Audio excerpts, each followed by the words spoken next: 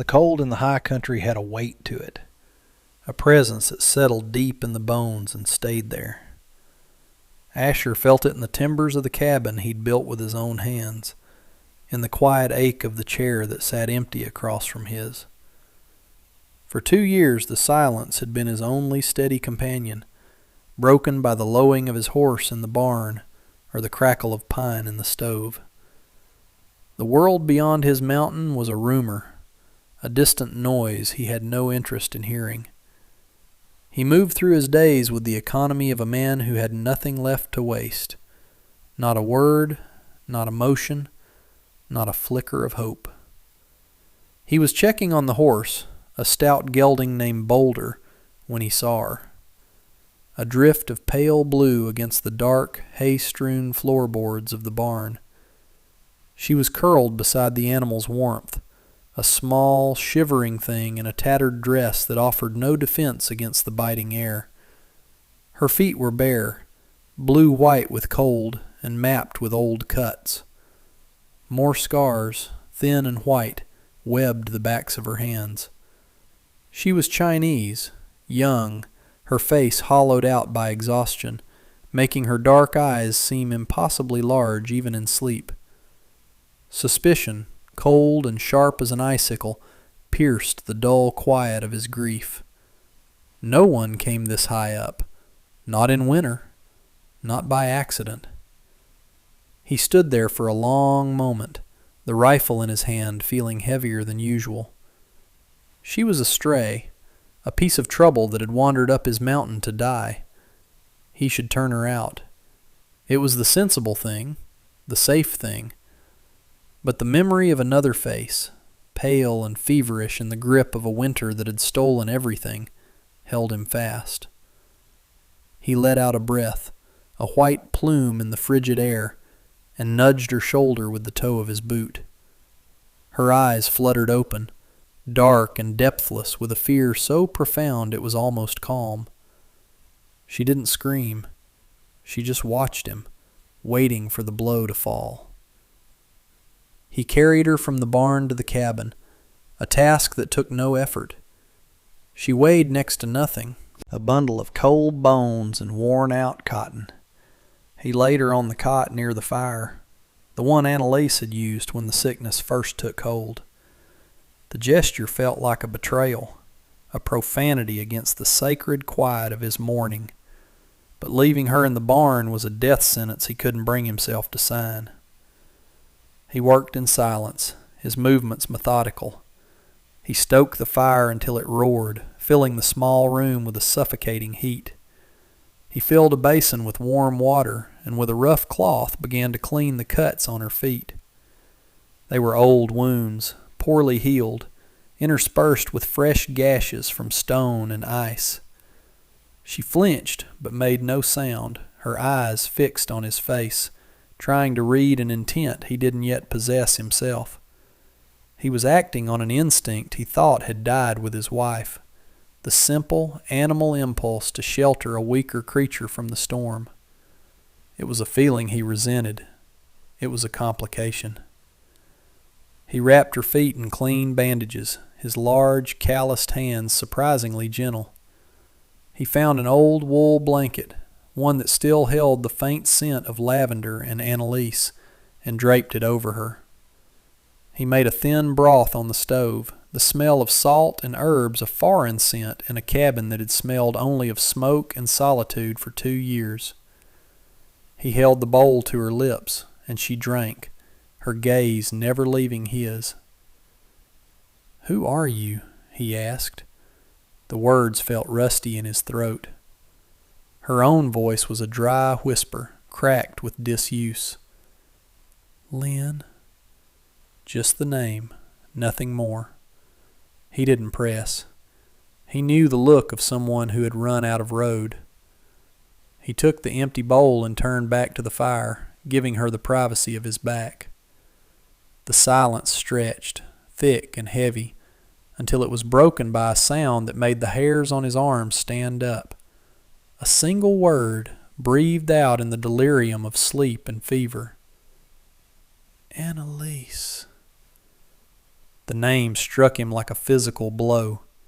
He froze, his hand halfway to the woodpile. It couldn't be. A coincidence. A fever dream mispronunciation. But the sound had been too clear, too perfectly formed. He turned slowly, his heart a cold, heavy stone in his chest. Lynn was asleep again, her breathing shallow, her face slack with an exhaustion that went deeper than the body. Annalise. How could this stranger, this ghost who had appeared out of the snow and wind, know his wife's name? Annalise had been his whole world, but that world had been contained entirely on this mountain. She had no family left to speak of, and their few friends in the town below hadn't seen him since the funeral. The name was a key, but he had no idea what lock it might fit. It changed everything. She was no longer just a stray. She was a mystery, a threat wrapped in the guise of desperation. He spent the night in his chair, the rifle across his lap, watching her. He watched the firelight play over her features, the way her brow furrowed in her troubled sleep. Every shadow seemed to hold a new danger, every gust of wind against the cabin walls a new question. Was she a thief? A decoy for something worse? Had someone sent her? The possibilities coiled in the pit of his stomach. By morning, the fever had lessened its grip, but she was still weak. He gave her more broth and a piece of hard bread softened in the liquid. She ate slowly, methodically, like someone who knew the value of every calorie. Her eyes were clearer now, and the raw fear had been replaced by a wary, intelligent caution. She watched his hands as he moved about the cabin. She tracked his position, her body always angled slightly toward the door, ready to bolt. He respected that. It meant she was a survivor. He still hadn't asked. The question was too large, too fraught with a pain he kept locked away. To speak his wife's name to this stranger felt like another kind of violation. So he let the silence hold, a fragile truce between his suspicion and her secrecy. For 2 days they existed in this state of suspended animation, trapped together by the snow that fell in a thick, unending curtain, burying the world in white. They fell into a stark, unspoken routine. He would hunt, returning with a rabbit or a grouse slung over his shoulder. She would have the fire built high and water simmering on the stove. She never touched his things, never ventured into the small sleeping loft that had been his and Annalise's. She stayed on her cot, mending her tattered dress with a needle and thread she found in a sewing box he'd forgotten existed. Her stitches were small and perfect. He found an old pair of Annalise's winter moccasins in a chest and left them by her cot without a word. The next morning, she was wearing them. The silence between them was not empty. It was dense with things unsaid. He found himself watching her when she wasn't looking. He saw the way she'd sometimes stare into the fire, her expression lost and ancient, and he wondered what horrors had put that look in the eyes of a woman barely out of girlhood. She, in turn, observed him with a quiet intensity. She saw the way his gaze would sometimes drift to the empty rocking chair, a flicker of raw pain crossing his face before being ruthlessly suppressed. They were two wounded animals circling each other in a cage built of snow and timber, each recognizing the scars on the other without needing to know the story behind them. One afternoon, he saw it. A flicker of movement at the edge of the tree line, far down the slope. 3 riders, dark shapes against the blinding white of the snow. They weren't hunters. Hunters didn't move with that kind of methodical, sweeping purpose. They were searching. He moved to the window, his body instinctively shielding it from view. "Get away from the window," he said, his voice low and flat. Lynn was on her feet in an instant, her face pale. She had seen them too. The caution in her eyes had sharpened into a familiar, gut-wrenching terror. The truce was over. The world he had shut out had finally come climbing up his mountain. "Who are they, Lynn?" he asked, his voice leaving no room for evasion. She shook her head, her dark eyes wide. "They are bad men." "That much I gathered. Are they looking for you?" She gave a single sharp nod, her whole body trembling. He grabbed his rifle from its pegs on the wall and checked the action. The motion was smooth, familiar, a deadly comfort. "Then they've come to the wrong place." The riders approached the cabin slowly, their confidence an insult. They stopped 100 feet out, just beyond easy pistol range. One man, clearly the leader, dismounted. He was dressed in a fine wool coat, too clean for this wilderness, and his face held the smug certainty of a man who believed his authority was absolute. Asher stepped out onto the porch, his rifle held loosely at his side. The cold air was sharp in his lungs. "This is private property," he called out, his voice carrying easily in the still air. "State your business and be on your way." The man, Finch, smiled a thin, predatory smile. "Just looking for a lost soul, a young Chinese woman, property of the Central Pacific Railroad. She absconded with company assets. There's a reward." His eyes flicked over Asher's shoulder toward the closed cabin door. "You haven't seen her, have you? Small thing. Answers to Lynn." Asher's grip tightened on the rifle. So that was it. Not just a runaway, but a thief. Or so they claimed. He thought of the scars on her hands, the look in her eyes. It wasn't the look of a thief. It was the look of prey. "Haven't seen anyone for 2 years, Asher said, his voice a low growl. "Now get off my land." Finch's smile vanished. "We have reason to believe you're lying. We tracked her to this mountain. Let us search the cabin, and we can all have a civilized day." "That's not going to happen." Finch sighed dramatically and gestured to his men. "Uncivilized it is, then." The world exploded. A rifle cracked from the tree line, and a bullet splintered the porch railing inches from Asher's hand. He dove back inside, slamming and barring the door just as another shot tore through the wood. Glass shattered as a bullet punched through the window. He dropped to the floor, rolling behind a heavy oak table. He saw Lynn huddled near the hearth, her face a mask of terror, but her hands were not idle. She was pushing a heavy iron wood box in front of the window, creating a small barricade. Competence. Unexpected and welcome. "Stay down!" he yelled. Another shot ripped through the wall. Splinters rained down. He sighted his rifle on the flash from the trees and squeezed the trigger. The report was deafening inside the cabin. A cry of pain echoed from the woods. They would be more careful now. But they would be back. The silence that fell was more menacing than the noise. It was the sound of predators repositioning for a better kill. The quiet was a taut wire, humming with the promise of more violence. Asher kept his position behind the table, his eyes scanning the tree line through the shattered window.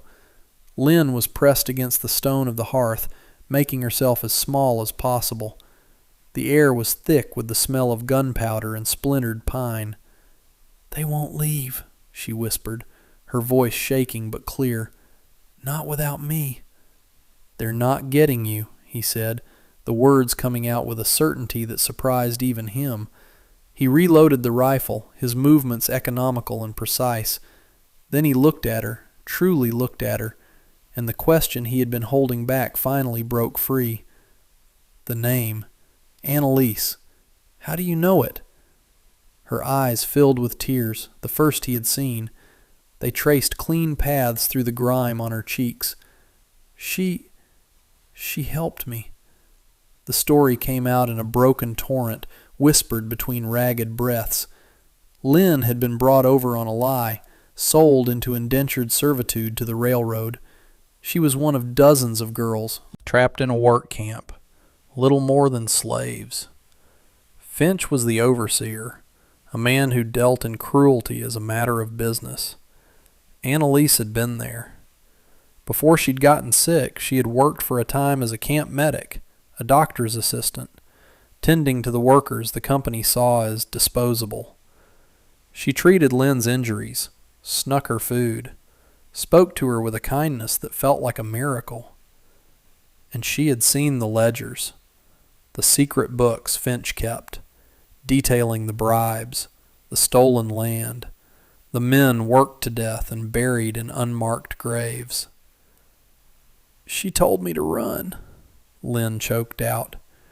"She was getting sick. She knew she didn't have much time. She said the books were the only way to make it stop, to prove what they were doing. She helped me find them. She gave me a map to this place. She said her husband was a good man, that he would help me."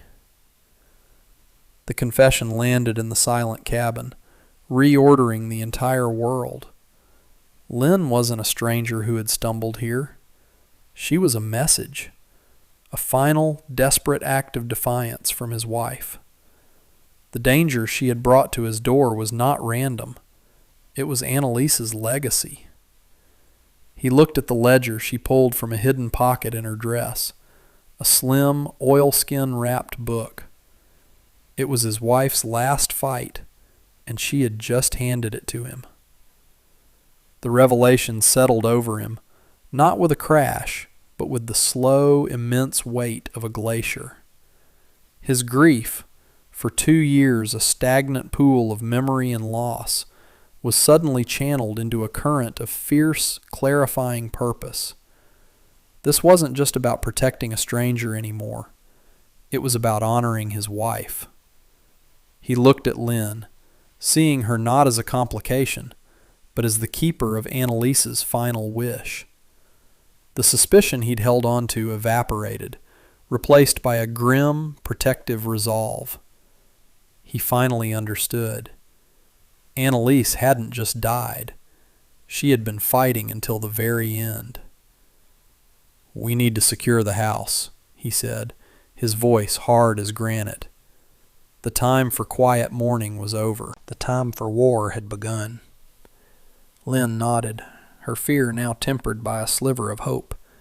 She watched as he moved through the cabin, his actions precise and deliberate. He dragged the heavy pine table to barricade the door. He tore blankets into strips, stuffing them into the broken window to block the view. He checked his supply of ammunition, laying out the cartridges in neat rows on the mantelpiece. He was a builder, a man who understood foundations and supports, and he was now applying that knowledge to a fortress. He handed her a small pistol, one Annalise had kept. "Do you know how to use this?" "I have seen it done," she said, her voice small but steady. Her hand did not tremble as she took it. He saw in her a core of steel he hadn't recognized before. She had survived the camps, survived Finch, survived the wilderness to get here. She was not a fragile thing. They worked together in the dying light, a silent, efficient team. He pointed and she moved, pushing a heavy chest of drawers against a wall, reinforcing a weak spot. She anticipated his needs, handing him a hammer, holding a lantern steady. The vast, empty space between them had collapsed. It was now filled with a shared purpose, a bond forged in gunpowder and revelation. They were no longer a grieving man and a hunted refugee. They were partners in a siege, defenders of a legacy. As dusk bled across the snow-covered peaks, painting the world in shades of purple and gray, he knew Finch and his men would return. But this time, he was not just defending his solitude. He was defending his wife's memory, and he would not fail her again. They came just after dark, using the deep shadows of the forest as cover. The first sign was not a sound, but a flicker of light. A torch. Then another. Asher saw them from a crack in the barricade.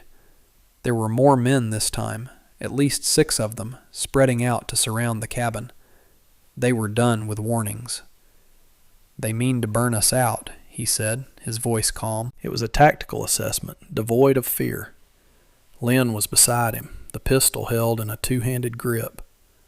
"The roof is dry," she stated, her own voice just as level. It was a confirmation of the danger and an acceptance of it. The first torch flew through the air, a fiery arc against the black sky.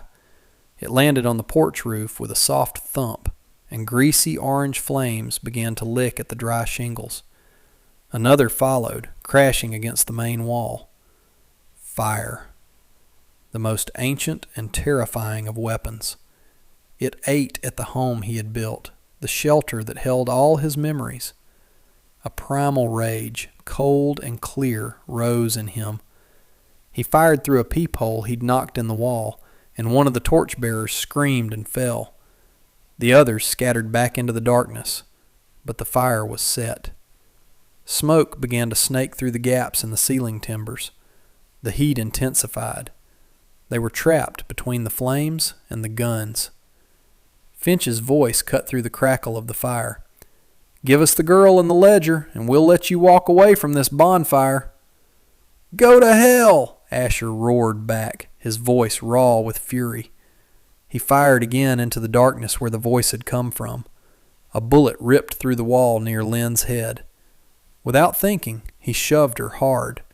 She stumbled and fell as he moved to cover her, and in that instant, a searing, white-hot pain tore through his left shoulder. He grunted, staggering back against the wall, the rifle clattering to the floor. The world swam for a moment in a haze of red and gray. He looked down. A dark stain was spreading rapidly across his shirt. The bullet had gone clean through the meat of his shoulder. Not fatal, but the shock and the blood loss were a serious problem. Lynn was at his side instantly, her face a pale oval in the flickering, hellish light of the fire. The terror was back in her eyes, but this time it was for him. Her hands were on him, pressing down hard on the wound. Her small frame braced against his. "We have to stop the bleeding," she said, her voice a sharp command that cut through his pain. The fire was growing, the roar outside becoming a hungry beast. Smoke was banking against the ceiling, making their eyes water and their lungs burn. He could feel his strength leaving him in a warm, wet rush. This was how it ended. Trapped, wounded, about to be burned alive. But Lynn was not giving up. She tore a strip from her own dress, the pale blue fabric, and began to wrap his shoulder with a fierce, desperate efficiency. "The well!" she gasped, her eyes wild with a sudden idea. "Annalise told me. The well is under the floorboards, for winter." He had forgotten. In his grief, he had forgotten the secret Annalise had insisted upon. A trap door to the stone-lined well shaft he had dug directly beneath the cabin. It was their emergency water source, their fire break. It was their only way out. He grunted, pointing with his good arm. "Hearth! The loose stone!" While he laid down covering fire through a crack in the wall with his pistol, his shots sporadic and aimed only at keeping Finch's men from storming them, Lynn scrambled to the hearth. She worked the stone free, revealing a dark, square opening. The smell of damp earth and cold water rose to meet them. It was a desperate gamble. They would be cornered in a hole in the ground, but it was better than burning. "Go," he rasped, the smoke clawing at his throat. "I'll hold them."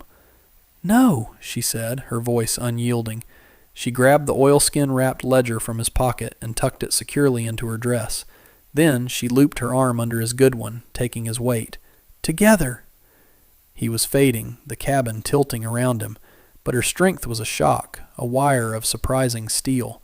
She half dragged, half lowered him into the dark opening.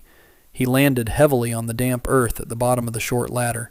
She dropped in after him, pulled the heavy stone slab back into place, just as a section of the roof collapsed in a shower of embers and flame.